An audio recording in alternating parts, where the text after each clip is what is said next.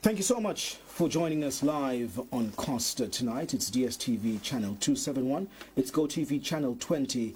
We are live streaming on our Facebook platform. It's Diamond TV Online, as well as Diamond TV Media Zambia. Costa's cross-examination is now in session. Brian Mundubile, your summit.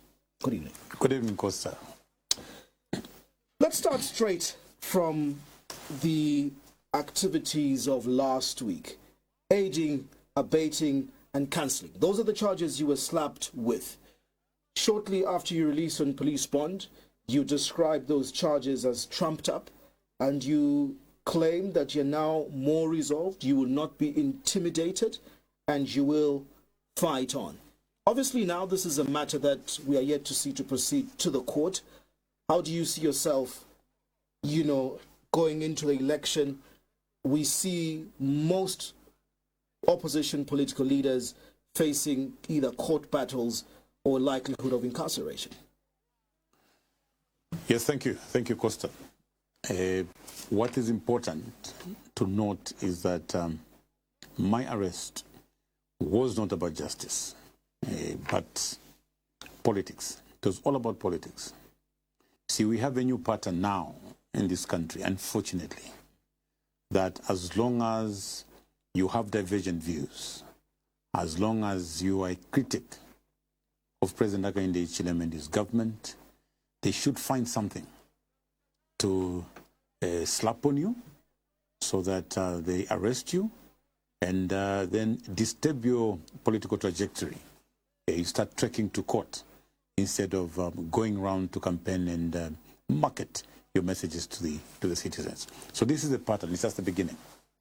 Everybody that seemed to be linked to the former ruling party here and there seems to be branded a criminal or corrupt rather.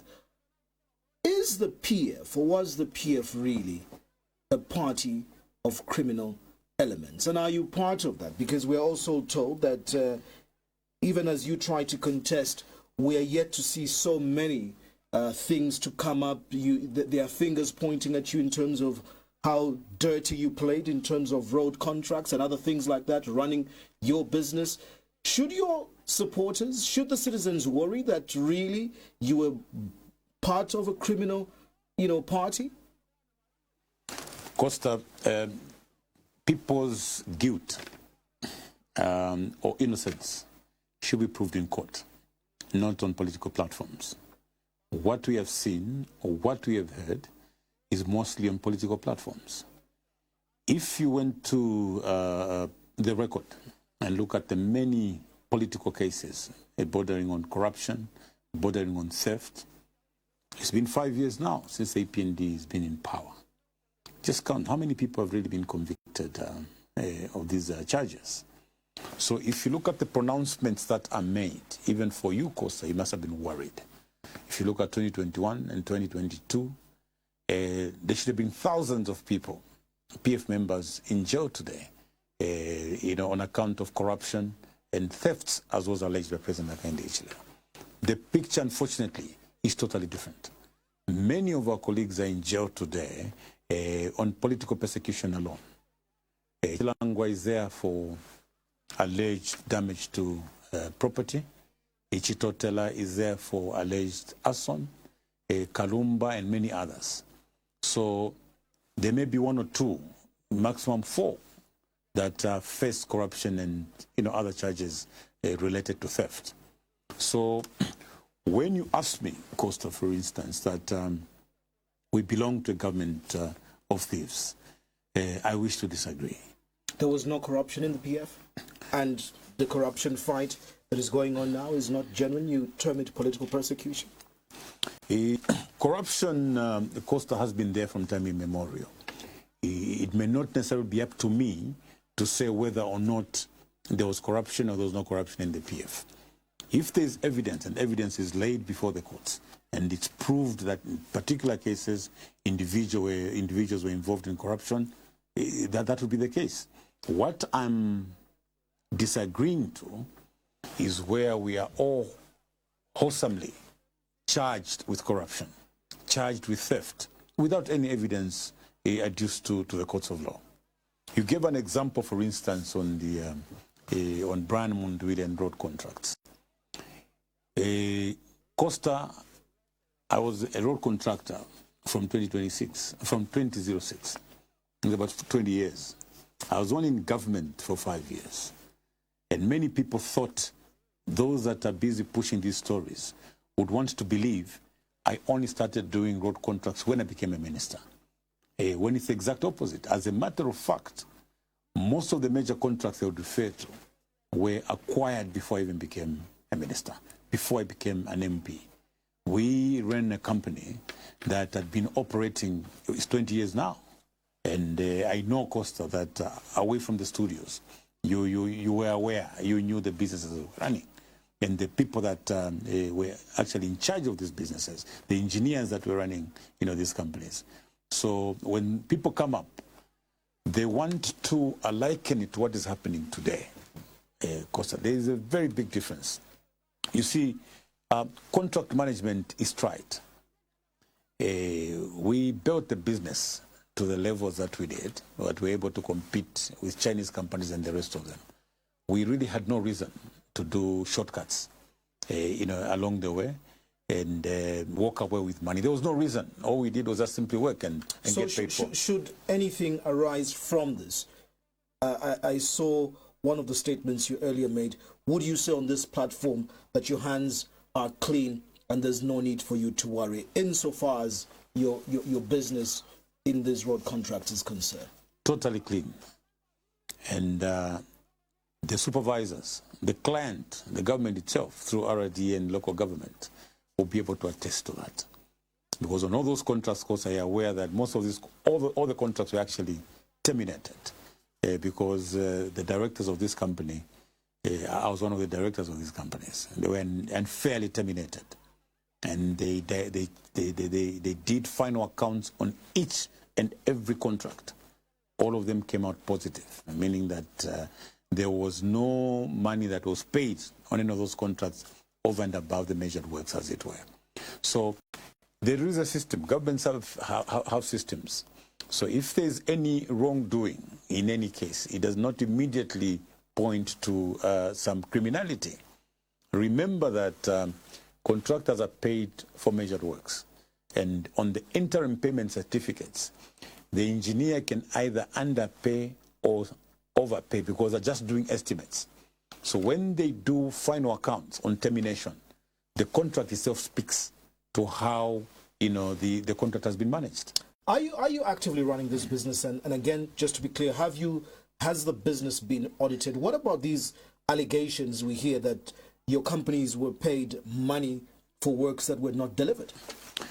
Well, to start with, Costa, you know that we had trained engineers, the people that were running. You are aware about the businesses. I was all the time chairman of the board. I simply chaired the board. There was a management team of engineers, accountants, and the rest of them that were running. But I was at the helm of it. I was chairing the board. There was no money at any time that was paid for work that was not done. The company was only paid for measured works, and that remains the position. That will always be the position.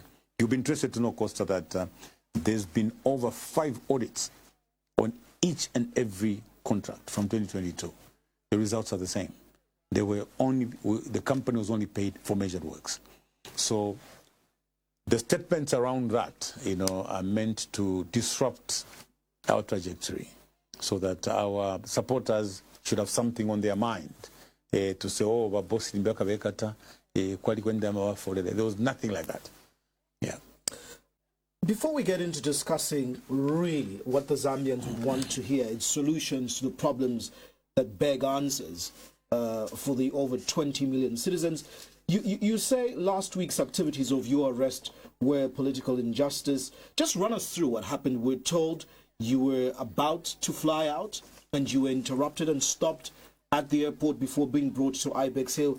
Again, we are seeing stories flying over that some of those interrogations, again, before you were charged, had issues to do whether you were being accused of trying to engage or you've been discussing or meeting people to cause mayhem in the country. Yeah. Just run us through what happened last week. Well, in brief, Costa, it was 40 minutes before takeoff. I was in the VIP lounge, waiting for my boarding pass and the passport to be stamped. And then two gentlemen just walked in, and they said they wanted to have a discussion with me. I was with Honorable Kampampi and my protocol officer in my company. And so they asked whether I was comfortable to be interviewed in their presence. I said I was fine. I really had nothing to hide. So they began the interrogation by asking me whether I knew Vauden Findlay. Of course, I confirmed I knew Vauden Findlay. And these were from the police? They're Officer of the President. Officer of the President. So they identified themselves, and they informed me that there were other officers who were on the way. So they wanted to find out whether I knew Vauden Findlay. I confirmed I did. They asked when last I spoke to him. It would have been close to a year, I told them. I last met him in South Africa during President Lungu's funeral. They proceeded to ask whether I knew Moses Katumbi. I said, I know the name. I know the gentleman from a distance. I've never spoken to him before, not even on phone. They asked what I was, sort of discussions I would have with the former president of DRC, President Kabila. I said I'd never spoken to President Kabila before. They asked whether I'd sent an agent to go and visit him. I said I'd not sent anybody to visit President Kabila. Then they asked about my big brother, Xavier Chungu. I said, that is my big brother. I last saw him a couple of months ago, maybe 8 months ago. Sparks Mining. I said, I know the young man. I haven't had any meeting with him. I've seen him, the last time I saw him at the airport. We just greeted. So really, they were just throwing names of people I didn't know. But what was most disturbing, they wondered why I, from time to time, communicate with the Mwata. And remember, in the opening statement, they said they were very worried with my activities. They went on to say I was involved in activities that put this country on fire. And what sort of activities are those? I asked them, can you please specify, give me particulars of those activities? They wouldn't. They went on to say, we are aware, we got all the information of the mobilization, what you're trying to do to put this country on fire. At that point, I addressed them in a very serious tone. I told them, I'm a very patriotic Zambian. I'm a very responsible leader. I want to lead this country as president. I'll be the last person to think of wanting to put the same country on fire. And I said to them that it was going to be better for them to give me better and further particulars on what exactly they meant that I wanted to put the country on fire. Especially that now that even mentioned names, including that of the Mwata. So from there, they kept on saying they had information. I said, well, if you have information, then I'm happy. You should be able to prove it. Mm-hmm. So they proceeded to access my phones, 3 of my phones, using equipment, and I was watching them. I said, do as you wish. I have nothing to hide. And of course, I was very quick to remind them that even as they did that, they should know that they were conducting an illegal search on my phones. There was no warrant. There was no arrest whatsoever. What was supposed to have been a general inquiry turned into a thorough search without any warrant whatsoever. And I addressed the officers very seriously. I said I was very worried. And at that point, you were supposed to have flown out. Did they arrest you from the airport? They did not. They did not. And they said, we've spent money to buy air tickets. If at all you had anything, I'm very accessible. I'm a member of parliament. You could have simply sent a call out. I was going to come. Did you need to wait for me at the point of exiting the country with all the plans I've made, and then you just come and they wouldn't answer? So it was very unfortunate. But were you considered flight risk at that time for you to be pulled off your travel? That would be the last thing. I mean, Costa, even for the officers, I say it to them that as officers of the state, they should be very slow to take unlawful instructions, even if these instructions are coming from the highest office. I mentioned to them that I'm aware of their basic training, and their fidelity should be to the law. The fidelity should be to the Constitution. What then? Now, if they're going to, at will, violate citizens' rights like they were doing at that particular moment. It was most unfortunate. What then, Honorable Mundubile, is the connection between these questions you talk about and the final charge of aiding, abetting, and cancelling? It was so funny. It was so funny, Costa. The initial drama, we had about 4 hours at the airport and another 5-6 hours before being thrown in police cells. And they show up in the morning without even reference to what they were questioning me over. They brought up a matter which had happened, I think, some 3 years ago, where one of my media people was arrested on allegations that he was behind Mundubile. And they decided to drag me in to say, you're the one that is funding this particular individual. Something that I did not even know about. So they decided to bring that up and say, no, we are charging you with aiding and abetting and then hate speech and whatever that was. So that was it. Totally disjointed. So when I said to you, Costa, that it was not about justice, it was just about political persecution. Let us talk about the trickery or the so-called mingalato that we are now seeing on the political front within what has been the biggest crack of the former ruling party. We have a Chavinga, faction. We had Mao Sampan, all this. In short, we hear of people, even with the vote on the famous Bill 7, that some members of parliament were projects of the current ruling party. You were at one point leader of the opposition, and again, because of these things I allude to, you were ousted. These matters are before the court. Some fingers, again, within this whole political scheme pointed you to be a UPND project that is not genuinely fighting an opposition fight, and you're there as a smokescreen to barely, split the vote or do the dirty works of the UPND. But you call yourself a patriot. How credible are you in terms of a leader to the Zambian people? My work precedes me. I don't need to adduce any evidence to defend myself against being a project of the UPND. My work alone should speak for me. Costa, by now, you know how many PFMPs have been compromised by the UPND. Their activities in the political space are very clear. Their public announcements, public pronouncements, their debates on the floor of the House are very clear. If you look at my debates on the floor of the House, my political pronouncements out there, there will be nothing whatsoever that would relate me to the UPND. One of their biggest projects was Bill 7. It was Honorable Brian Mundubile with team that took up the challenge. We started fighting Bill 7, as a matter of fact, in March of 2025. A fight that you lost? Yes.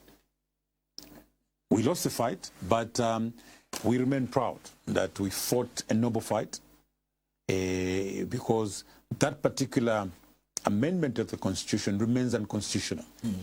But others would argue, Honorable Mundubile, that it's just a matter of time, and those of us who are journalists do remember that just a couple of years ago, you were one of those who spearheaded Bill 10 with almost the same contents as Bill 7. Well, what has changed? Number one, Costa, what has changed? I'm happy you brought that up. Remember that constitution making has two parts. There's an aspect of the process and then an aspect of the content. Both the process and the content are equally important. Now, when you look at constitution making, Costa, it's just about the people. So the process is very, very important. Once you come up with a transparent, credible process, thereafter you leave it up to the people. I think that is what is very important. So what I mean is that there are certain principles that you cannot compromise in constitution making. We've heard this battle, and sadly Bill 7 is water under the bridge. But the key question here, I know your argument is on process. Yeah. Let's talk the contents.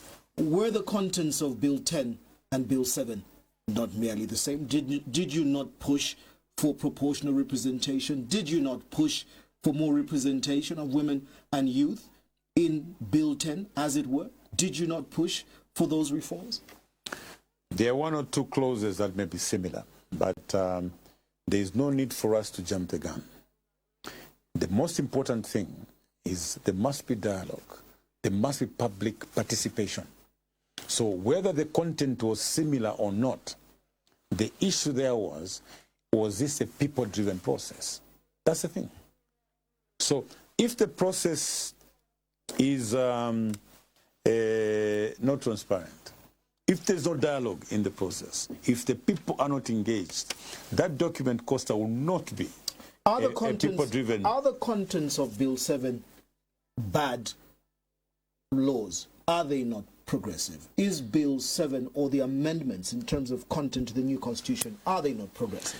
Costa, as a constitutional lawyer, before I even get to the content, who generates the content? My question it's is, the people. Are the contents not progressive? Council Mundubile. It doesn't matter in that particular process. It does not sanitize the process.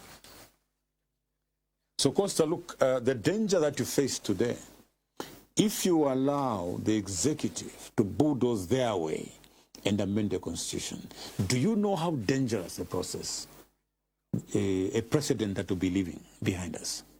Tomorrow, the same government will get back in power because we all accepted this unlawful or an unconstitutional constitutional amendment process. They will now come up, even amend it further. This time around, you will not even talk about how credible the content is, because you'd have allowed them power. You'd have allowed them to do as they wish. What is important in constitution making, Costa?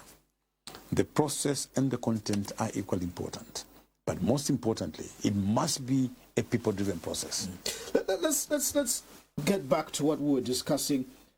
We're very few months and weeks away to an election on August 13th, and there's huge calls by voters, by citizens, who may seek, alternative leadership, that have been calling for opposition unity, and opposition alliances. This is quickly seeming to elude the political scheme. We've seen now there's the People's Pact Alliance, there's, is it the Zambia We Want kind of alliance, there's now the PF Pamosi Alliance, then there's the Tonse Alliance, there's the United Kwacha Alliance. What really makes you in the opposition selfish and greedy individuals that none of you can look and put Zambia before your greed to lead? Yesterday, we saw another faction of the PF hold a so-called convention, electing Kanso Makebi Zulu as its president. People were hoping that you and him would work together. We've seen this not happening. You had to break away. Is there any likelihood that 4 months to an election this will work, or it's already set for you, you're going it alone with Tonse? Well, first of all, Costa, it must be made clear that opposition unity is not optional. It's something that is very important for national rescue. That I must make very clear. But at the same time, if we interrogated this unity that we talk about, it seems to be prescribed. I'll give you an example, Costa. I'm president for Tonse.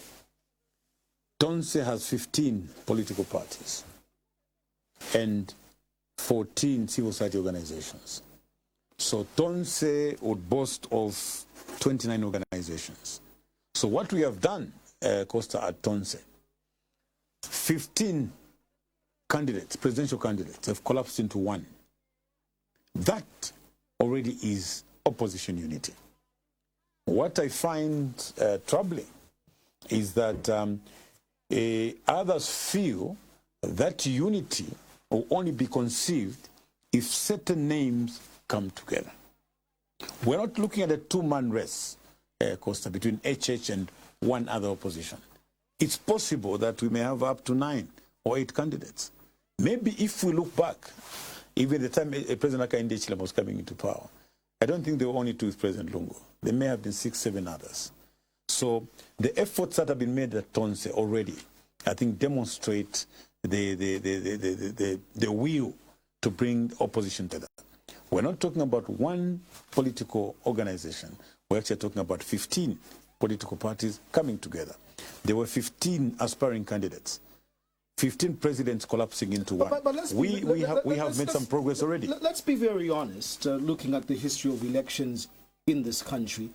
The truth of the matter is that there's always an incumbent, party or a candidate versus what would likely be one stronger, contender.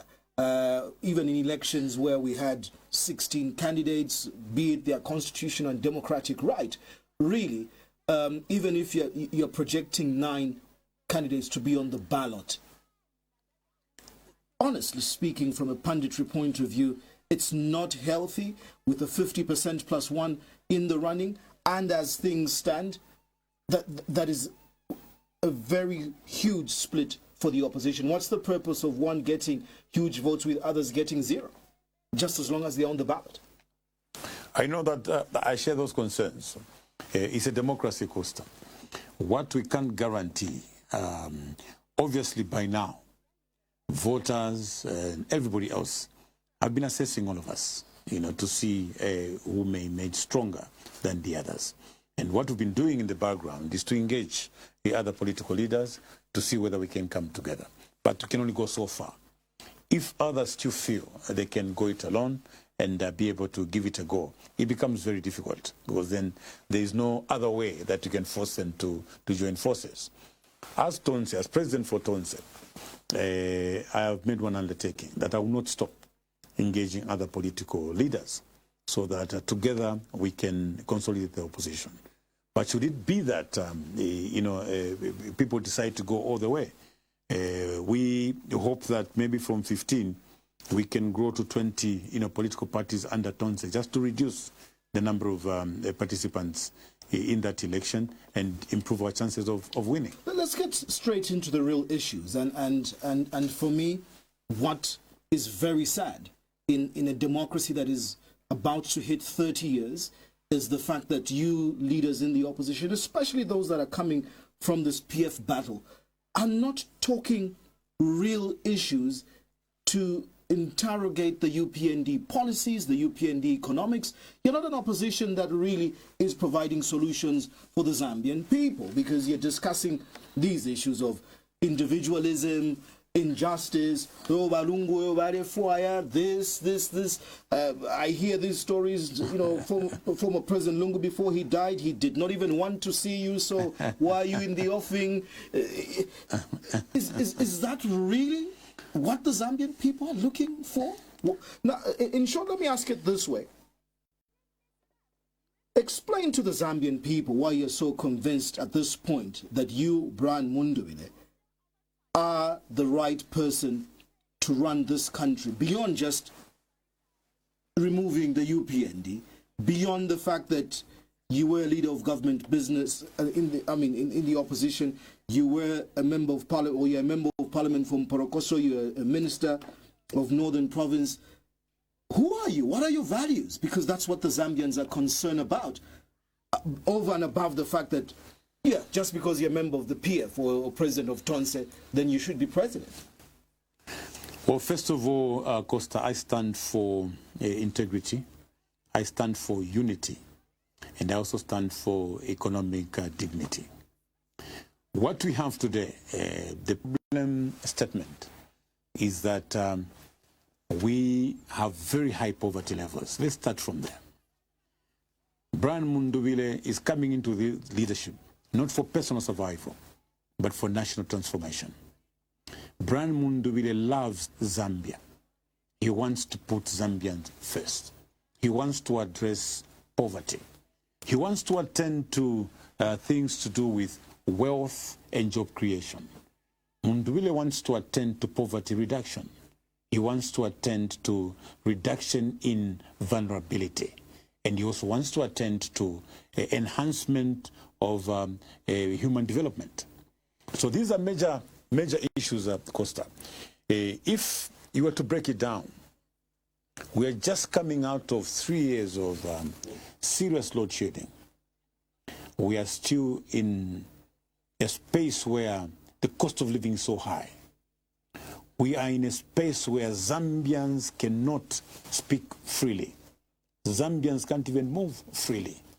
Zambians cannot congregate freely as political formations to even exchange ideas.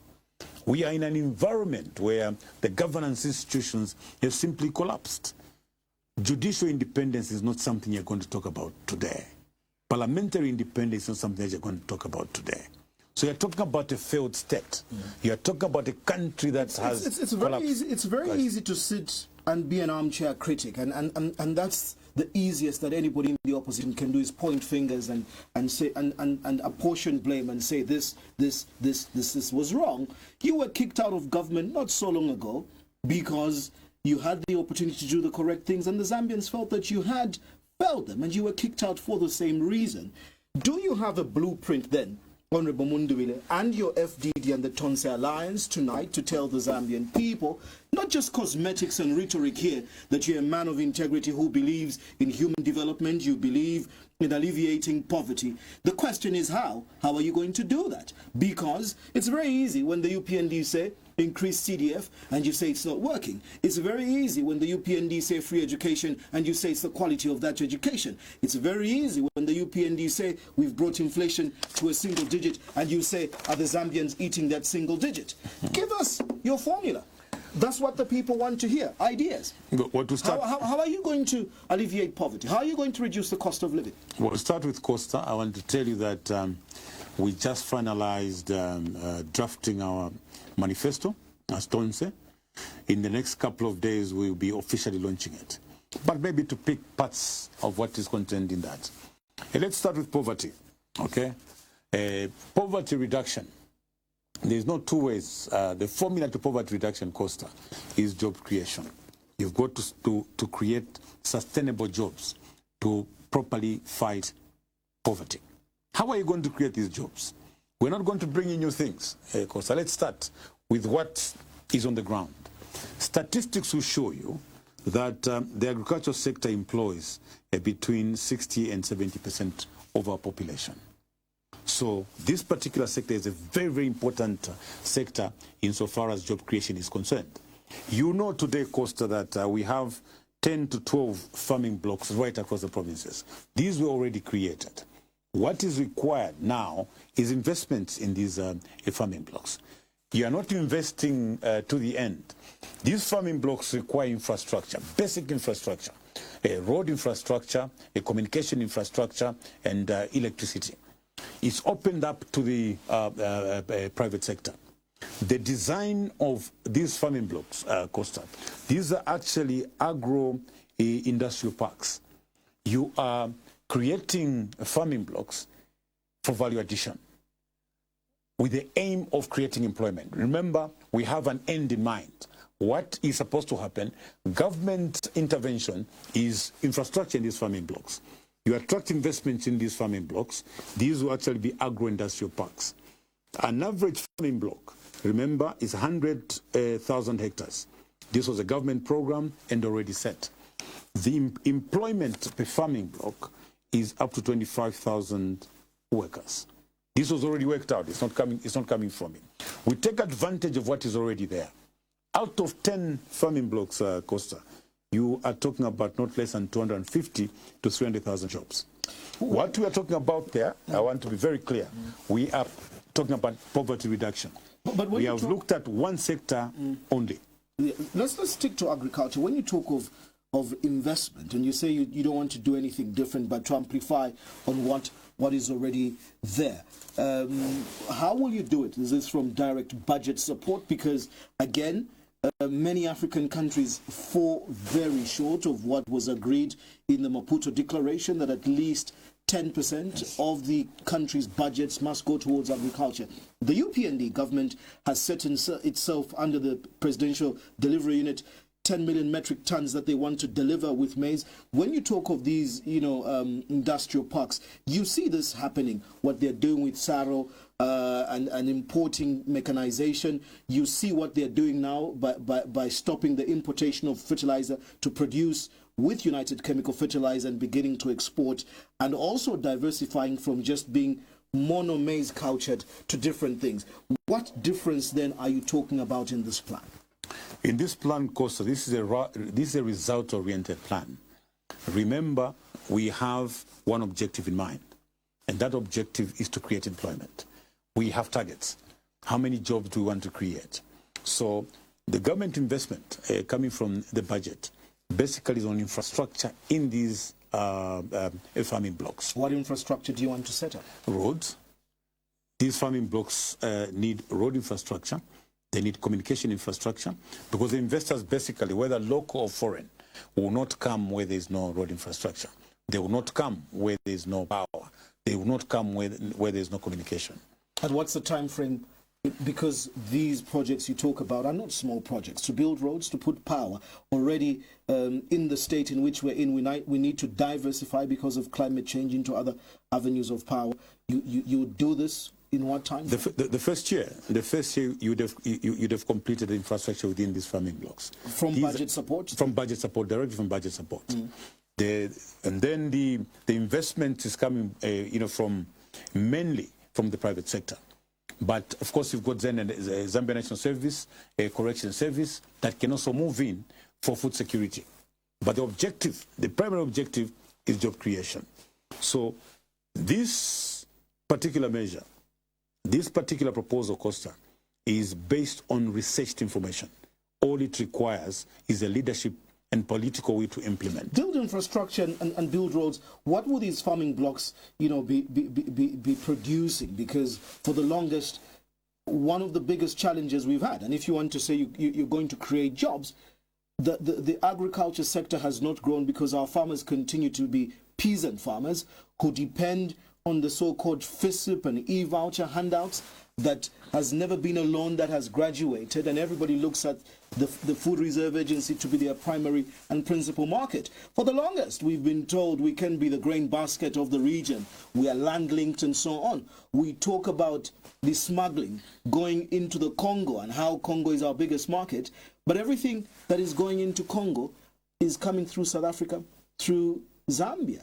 Everything that we're consuming, by and large, including chips and potatoes and vegetables and sauces and everything, is coming from South Africa. So to create jobs means they must be selling, they must be export. That's right. That's where we've always felt, under the MMD, under the PF, which you were part of.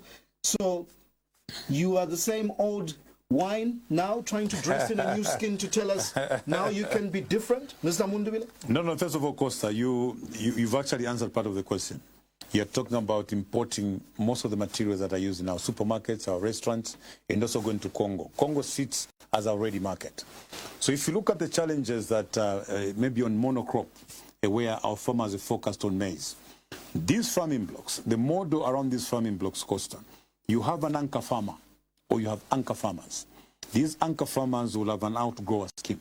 So our locals, some of them will be participating at different levels as an outgrower scheme, supported by this anchor farmer. So you've got the issues of finance are partially resolved because these outgrowers are actually supported by this anchor farmer, who also acts as a market. He acts as an aggregator. He's coming in as big brother, to be able to provide a ready market for the crops that are grown in that farming block. So the small-scale farmers don't have to worry to go around market research and so on. There's an aggregator. He picks whatever they produce. Is this maize we're still talking about? No, different crops. Different crops, Costa. It doesn't matter what it is. Remember that with this model, most of the farming that is happening now, government really needed to intervene. There is no research. There are no labs on these farms. I mean, our farmers just grow maize because that's what government gives. Now, when you elevate it to that level, farmers will choose the crops that are best suited for the soils in that particular area.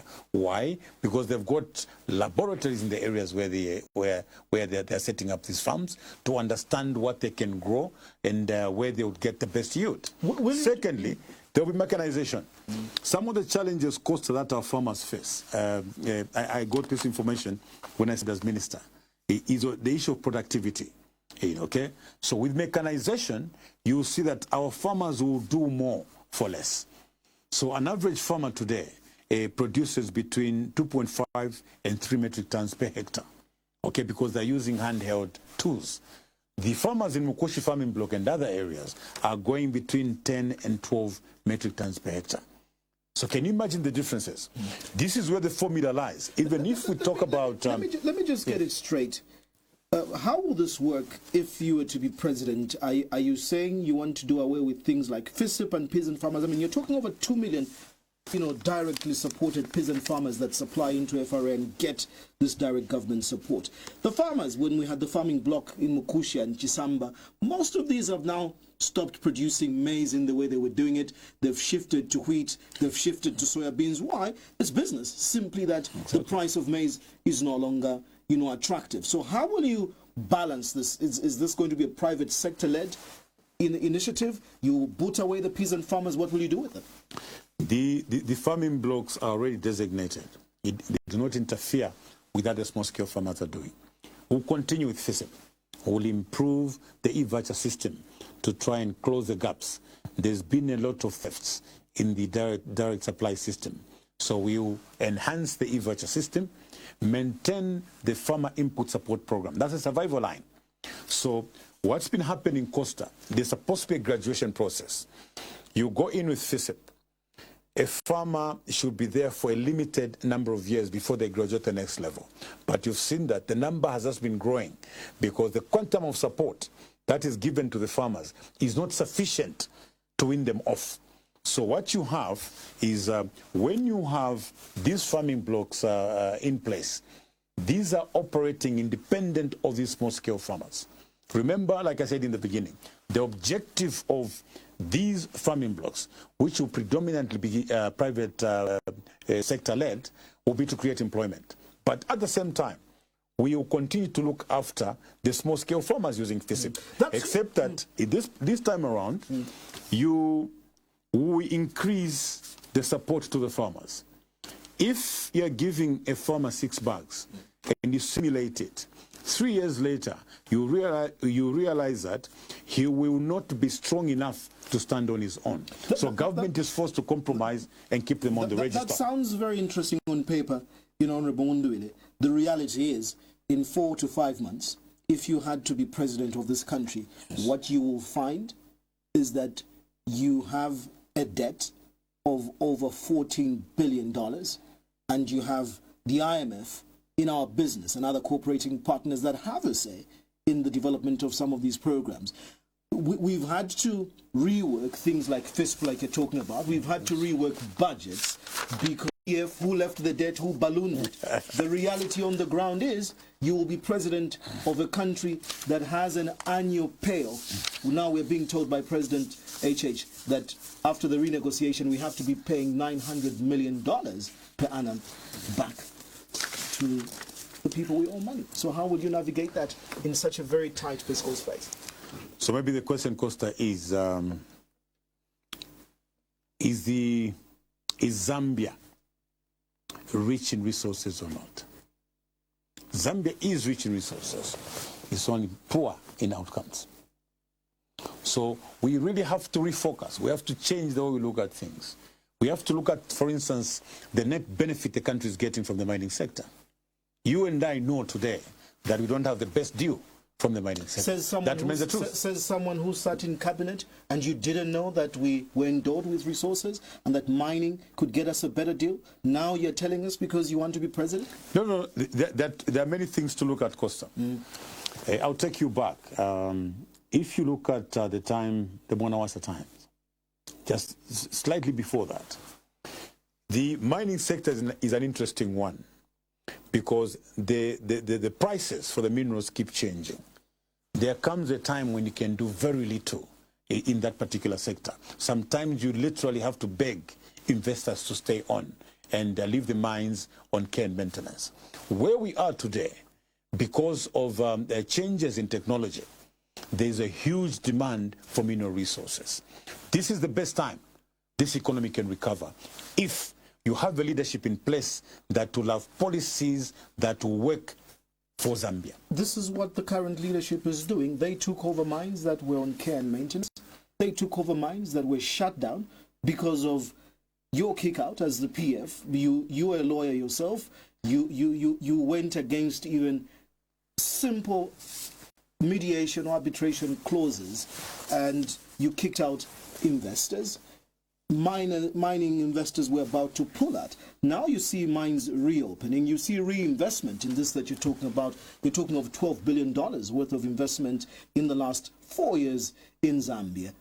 You're talking a target of 3 million metric tons of copper for the next 10 years and shy under 1 million. What baffles me is leaders like yourselves who were walking the corridors of power. Today you can claim that you now have the blueprint. When you had the opportunity, you were leader of opposition. You were member of parliament. We never heard you speak these ideas when you were in power. Why now?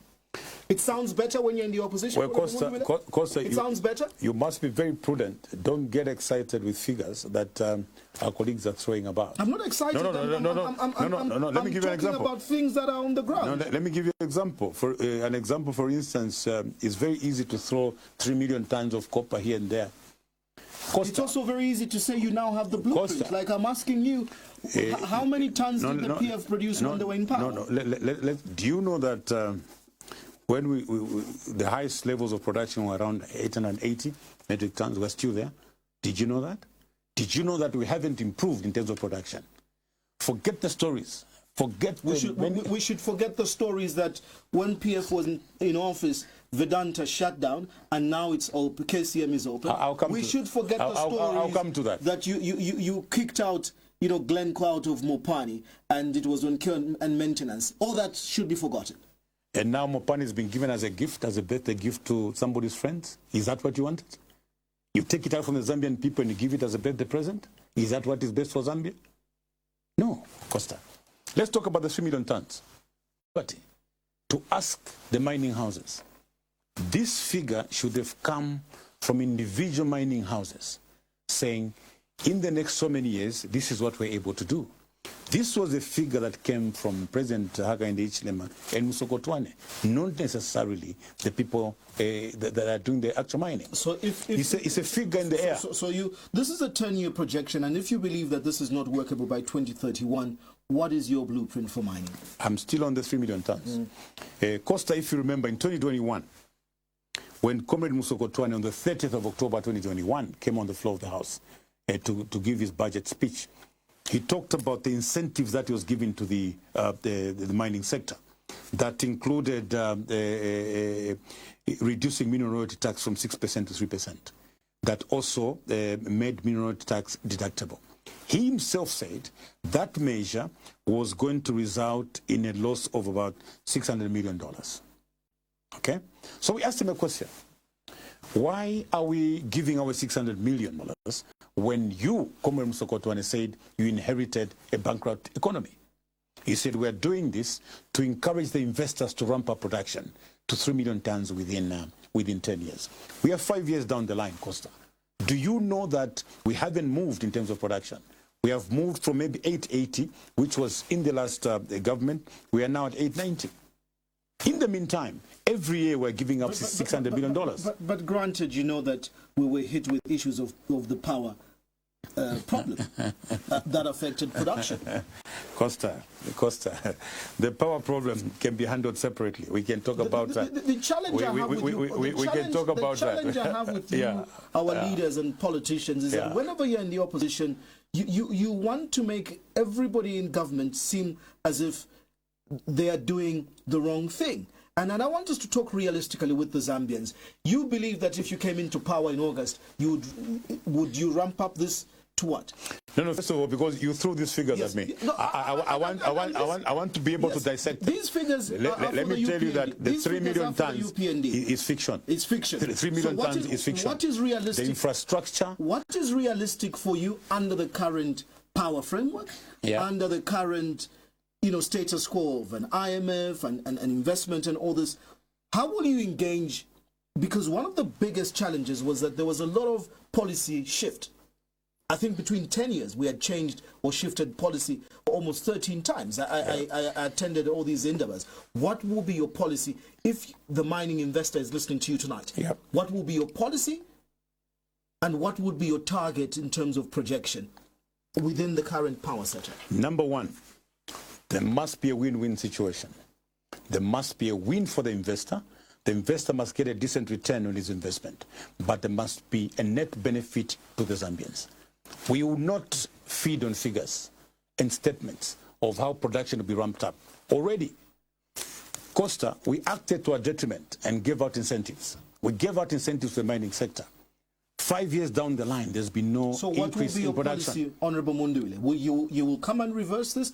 What is the Tonse and FDD policy on mining? Well, first of all, my own view was that there was no need for government to reduce mineral royalty tax from 6% to 3%. What is the FDD policy going into this election? Will you come and reverse this? I'll not preempt what's coming in the manifesto, Costa. We'll be launching the manifesto soon. Let me not go ahead of that. But the principle behind is that there must be benefit from the mineral wealth to the Zambians. We will not feed on figures in the air. Somebody comes to you and says, I'll produce 3 million tons. Let me access these incentives. You of all people must we've lost $3 billion. You of all people must understand in 5 years, Costa, that mining is a business of long-term investment and requires certainty. Yes. At a time like this, every investor is looking to the policies of whoever wants to be president because it matters most. For you to put $1 billion into a green or brownfield project, to put $1 billion into a pit, it's not small money. So what you say here and tonight really matters for sustainability's sake and for certainty's sake of huge investors watching tonight. Exactly. And we cannot be saying we're not sure or we will not, it's a secret, we will not say only. No. We're not talking about being sure. I want us to move step by step. What we will not do, Costa, for instance, is to pretend to have brought in investors when we're just giving away mines as birthday gifts. Let's not run from that. Will you come and create a shock and chase the current investors? Will you come and create a shock and change policy? No. We're not going to chase the investor. But what we're saying to our investors is that the sovereign wealth of this country must also benefit the Zambians. So how do we reach a win-win, according to you? For instance, look at, I'm concerned about this $600 million that was given away every year. We've lost $3 billion in terms of a reduction. That was the incentives that were given by the minister. In the meantime, on the production side, you see, Costa, what normally happens, if the IMF is giving us money, they normally set milestones, key performance indicators. When you do this, you qualify for this. In our case, we gave out these incentives without giving these mining houses any incentives. So you come and do away with these incentives? Well, we'll have to renegotiate them. We'll have to give them milestones. If we had given these mining houses milestones to say you qualify for a further 1% when you reach here, most likely you would have beaten 1 million tons by now. Let's quickly move to health, which is a critical aspect of a country. I mean, the country needs to be healthy. Right now, the country is engulfed in a huge debate. I want to know what your take is and what, again, your approach as president and the Mundubile administration would be on international foreign relations. The Trump administration really has such turbulence on current economic diplomacy. The pullout of USAID across the world is problems for Africa, for Zambia. Jobs have been lost. Healthcare is at its brink. We are now being given a contract with a gun to our head, put in $350 million, plus data for the next 5 years, and concessions on certain mineral rights for us to get about $1.5 billion. We are still negotiating and haven't signed this. If this contract were on your table as president, how would you approach it? Well, Well, first of all, Costa, you must understand that the health sector is a security issue. And we'll have to ensure, as a country to start with, that we handle it with a lot of prudence. So what has happened now is a wake-up call. It's a wake-up call in that Zambia has to slowly move away from being donor-dependent on health to make sure that our sovereignty in health is really what we advance. But we are where we are now, and what do we do? We have a lot of challenges in the health sector. There's been a lot of problems in the health sector, and you would not blame the donors for taking up certain measures in trying to ensure that they protect their money. They have to protect the money that they give to us. Even if it were you, Costa, you would not be putting money in this particular sector or to this helping out this country that can't secure it. It's not going for an intended purpose. So number one, we support these audits. We support the audits, and these audits should go to strengthen the systems within the health sector to ensure that we reduce corruption, we reduce thefts, as it were, so that the cooperating partners putting into this particular sector also appreciate that their objectives are realized. How do we trust you, Honorable Mundubile? Again, I'm sorry, because I need to remind you of history, that under the time you served in the PF, the Ministry of Health became one of the most lucrative ministries for people to go and seek tenders, and people became instant billionaires for getting money out of the Ministry of Health for things that they never even supply. You know the story is true, and like you're saying, donors, the Global Fund, they had to ask for $1 million refund for things that did not work. Yes, our Ministry of Health has been riddled with scandal after scandal, ZAMSA and so on. So just 2 weeks ago, when the president was appointing the new Minister of Health, he was saying that we need to stiffen punishment and it must be non-bailable. State Councillor John Sangwa just last week on this program was saying the same thing, that I think it must be equated to sabotage. How do you intend to look at healthcare in terms of safeguarding medicines, ZAMSA, theft, corruption, ensuring that life and lives are saved? Yes, of course, like you pointed out, there were a lot of challenges in the health sector either during the PF regime. That was the reason why ZAMSA came into being. The idea was to remove the procurement of drugs from the Ministry of Health and place it under ZAMSA. I still feel that there's still some more work to be done in terms of reforms for procurement systems under ZAMSA. We'll have to ensure that the processes and the management of ZAMSA is very transparent. I know that it's a new institution. They've been given a lot of responsibilities. There's been a lot of push and pull between Ministry of Health and ZAMSA. You know that particular unit in terms of procurement was at Ministry of Health. It now went to ZAMSA. So clearly, systems had to settle and reconcile and synchronize. Going forward, we, like I said earlier, need to come up with reforms in the procurement systems at ZAMSA to give confidence to the stakeholders and also give confidence to the citizens, knowing that even the budget allocations given to these particular institutions are properly utilized. Back to my earlier question, Zambia still has this deal on the table with the US. We want your voice as an aspiring leader. How should we approach this deal by the US? Well, first of all, the negotiations on that particular contract should be within the law, because there are certain conditions that I've heard that may be outside the law. The information, personal information of citizens must be protected. I think that is non-negotiable because the law says so. On the other aspects, you have a 5-year deal versus a 25-year period within which the other party is to benefit. I think there's need to reconcile the two. If we got 1.5 billion, it's for a duration of 5 years. But why is it that the other party to the contract would like to derive benefit for the next 25 years, 20 years over and above the period that the other contract will have expired? So in short, the 1.5 billion is supposed to be a duration of 5 years. We're supposed to repay that within 5 years. But the benefit in terms of minerals and other things would go on for 25 years. And I think that's where the unfairness comes in. Should we sign? If we don't sign, people die. How do we get out of this one?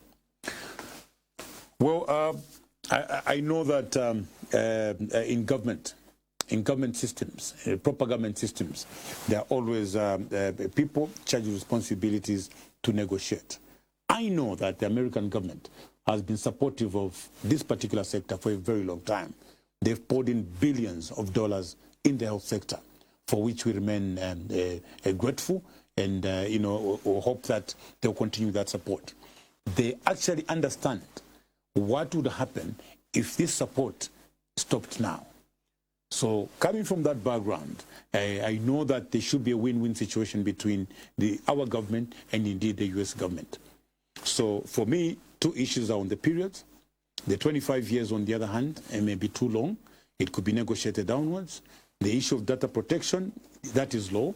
That is non-negotiable because it's part of our law. So you have hope that a better deal can be struck. We should not walk away with this negotiation. A better deal can be struck out of this. As we conclude, let's get into one critical sector, because everything that you talk about, whether it's your industrial parks or your farming blocks, they will require roads, they will require power. Power has become a huge issue, the energy aspect. The UPND government is now talking about open access in terms of both petroleum products as well as issues to do with electricity. Again, I say this in terms of, if you are standing or you're telling the people today that you want to be president, these are the challenges you will find. These are the policies you will find in September, that you have a war that has broken out in Iraq and Israel, and the Straits of Hormuz, which supplies 70% of the world's bulk oil, has been affected. Those problems will not go away 4 months from now. You will find open access policies. You will still find that we're not yet out of the woods in terms of the insufficiency of hydro, power, production, plus the intentions to grow copper production will require power. Enhanced farming will require power. More economic activities will require power. How will you look at your energy plan? Yes, so to start with, Costa, I just want to say that when you look at open access, both for electricity and oil, these amendments were actually made when I was chairman of the ERB. We proposed these amendments when we had challenges with importation of power. You remember between 2014 and 2015, we experienced some load shedding and we're actually importing power. So we made amendments to the ERB Act and indeed the Electricity Act. So even as we talk about this open access, this has been there. These particular amendments to the Constitution, to the Acts, were done 8 years ago. So they're not new at all. I've heard people go about them as if they've been there. Now, if we look at the crisis in the petroleum subsector, let's go back, Costa. Are the problems happening in the Middle East, were they at any time in the past foreseen or anticipated? The answer is yes. As a country, how did we prepare for such eventualities? So one of the measures that were taken way back was to introduce the almost 2,000-kilometer pipeline terminating at Indeni, because the commingled fuel that would be imported that time lasted us 3 months.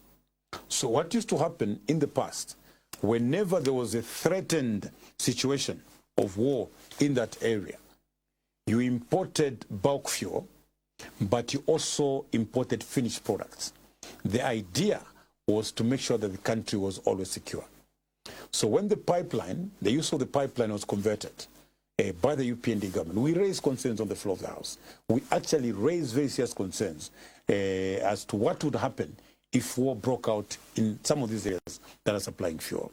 So for me, as a solution, Costa, we needed to re-look at modernizing Indeni as a refinery. Where it is, there is a separator. I know that there are some adjustments and modifications that can be made to it so that it's able to process more than one type of crude oil. The challenge that was there then, there was one specific type of crude oil, which was mainly commingled fuel, that it could separate. Without a facility like that, it's very difficult, because these are factors outside our control. That's a long-term plan. But if you had to be president, one of the biggest things you will find is still, as legacy, there's still huge debt being owed to AMCs. You're talking over $400 to $500 million worth of money being owed in terms of fuel supplies. And part of the challenge now, the president was meeting with OMCs last week, is because they import and they sell, directly at the moment. Government has no storage. What would be your immediate measures? Well, of course, when you look at... Would you change the procurement structure? Not at all. The procurement structure can still continue. But what we should be concerned with, this war that has broken out is not the last. The storage facilities that are dotted around the provinces, there is need to build more storage facilities around the country, because clearly the instability in the countries abroad will definitely continue affecting us. So the only solution is to try and elongate the period that we can survive without any fresh importation. And that can only be through increased storage. What about the talks of Africa looking inwards? I mean, for the longest we've been talking about what we can do with Angola. There's been fresh injection now into the Tazama pipeline. I was seeing a story just today that some African governments are looking now at the Dangote oil refinery. Shouldn't we be looking inwards at us? Of course, ultimately that's a solution. Ultimately, of course, that is a solution. If we can get oil from within Africa, why not? But of course, this is something that would take a very long time. In the immediate, the pipeline exists, Indeni exists. We can do some modifications, some improvements, some enhancements, and ensure that at any given time we have a minimum of 90 days buffer of stock going forward. We've touched petroleum. Let's go into the other energy side of it, power, electricity. This government has been talking electricity diversification, going into solar and an energy mix that they are preaching, part of the other open access. How do you intend to look at some of these things? Are they a continuation? Is it a right way to go? Will you go different? Others argue that we should also be maximizing on some of the current coal deposits we have. Exactly that. As Tonse, the focus will mainly be on coal. We know that this is sustainable. Irregardless of the concerns for climate and environmental protection? We can do those matters along the way, but this is very, very important. The base load power is key. Other interventions, other forms of energy, of course, can come in. You're talking about wind energy, you're talking about solar energy and others. But the base load, that would mainly come from coal and hydro. Those are very, very, very important. I know that we have not yet fully exhausted the potential that lies within Zambia insofar as hydropower generation is concerned. You know, when you go up north, you've got, for instance, the Lumangwe, you've got the Chifubu. So just within the northern region, you will have over 650 megawatts potential. There was a project that was being carried out along the Luapula Basin, and that was about 1,200 megawatts. So these are some of the areas where we have to quickly move in and ensure that these projects are implemented as we look at the thermal plants using coal. Then we can talk about solar. Then we can talk about wind energy and other forms of energy mix. Of course, the open access under the electricity subsector has been very progressive. Like I said, these particular laws were amended around about 2018, 2017. The idea there really was that even the private sector, the power producers, should be able to wheel their power to the various markets.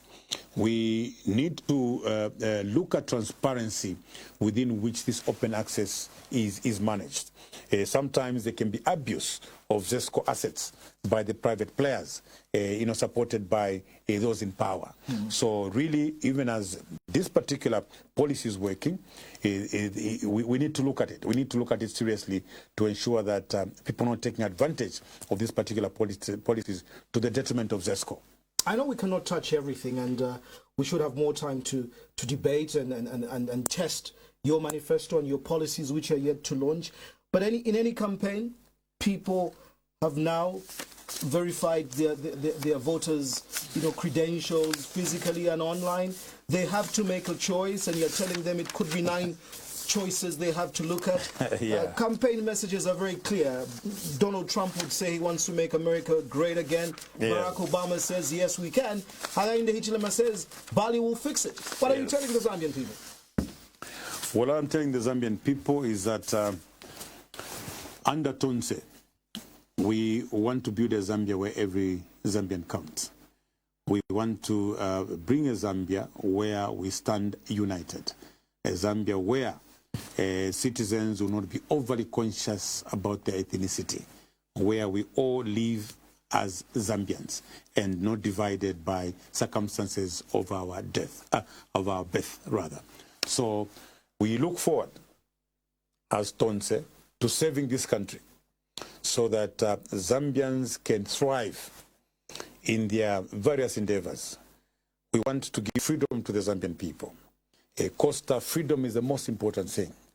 We want to protect human rights.